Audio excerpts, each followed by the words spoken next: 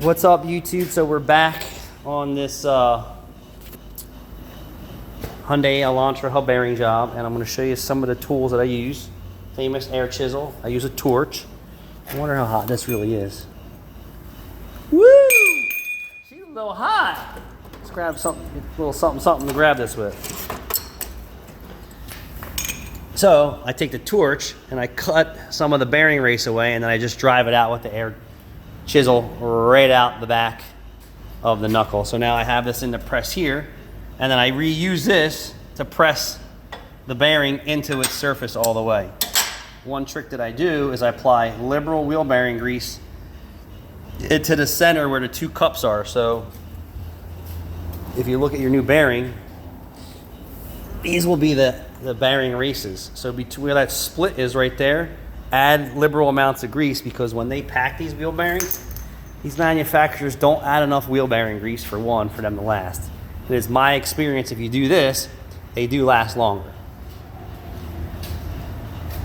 So when you buy a sealed hub bearing assembly and it already has the hub already on it, you really can't add extra grease to anything in there. So Caleb got the race off of this, so I'm gonna take you through this. Woo! Oh, she's hot. She's hot. So hot in here. And then we're going to use this. And then we're going to build it up a little bit so that. And then you're just going to press it in. So when you're pressing, you kind of want to have a good square and center press. And what's nice about getting that race out, and you can reuse it to help get that full press into that knuckle. And then once you get that fully pressed in, if the old bearing race gets stuck in the knuckle, it taps right out. So it'll push its way in just a little bit. This is my old Harbor Freight pump jack, because the original one failed long ago, and this one's about beat, but it's lasted a good long time.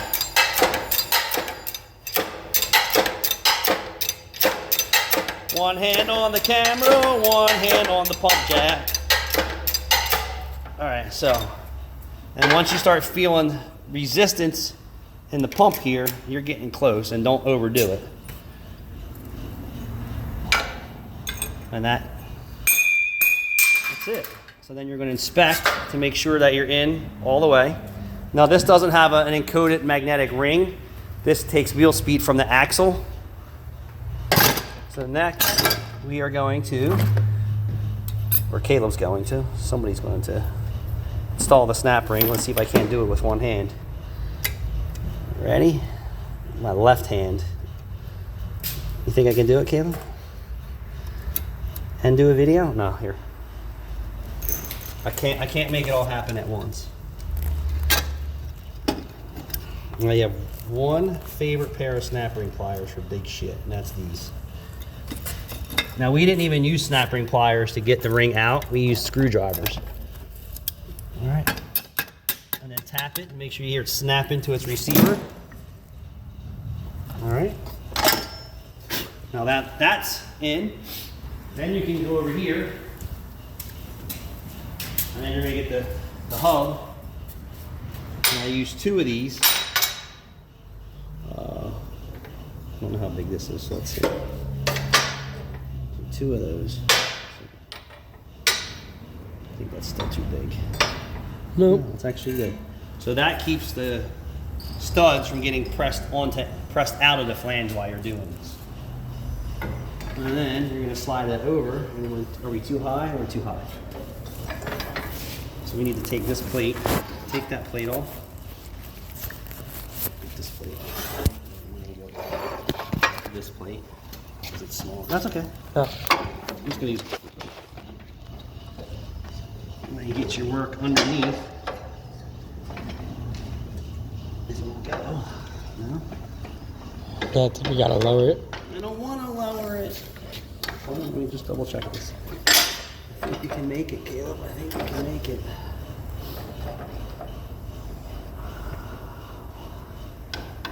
Sure looks like it will make it. It should make it. We're going to make it. I'm gonna ninja it right under. Bam. So then inside of there, you want to press both cups at the same time. So you want to get another piece, fish that in, so that's pushing on the race, keeping both races moving onto the knuckle all at the same time, or the hub flange, or hub, sorry, hub flange also. And then straight press again.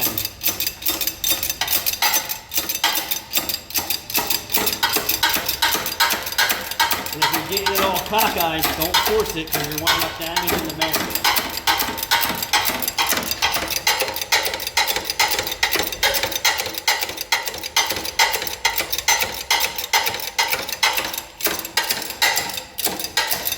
And I don't use any special tools to knock it apart. Like they sell that kit, it's like, oh, this is the fastest and easiest way, blah, blah, blah, blah. There's nothing faster than a torch and a chisel. Well, and then that bearing race. That, I mean, I could still whizzer that and split it just as fast as it does for get the torch out, set that up, do all the spinning work.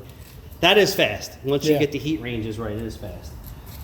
And then, of course, always put back your shit so that you'll be able to have it again. So now, this is done. Then you want to rotate it in your make sure that it spins. It's rubbing on the snap ring. It's not seated all the way. So I have to tap that in a little bit. So that's why I rotate it to feel what I'm dealing with. So that's a simple fix. We're just going to tap the snap ring into the receiver groove a little bit more. And there you have it. And then obviously if you want torque specs, torque it in. If not, have at it with an air gun just like we do. So we give this a little love tap. Like this. And maybe this. See how that ring just slid back in here? Mm-hmm. Butter. All right. That's it.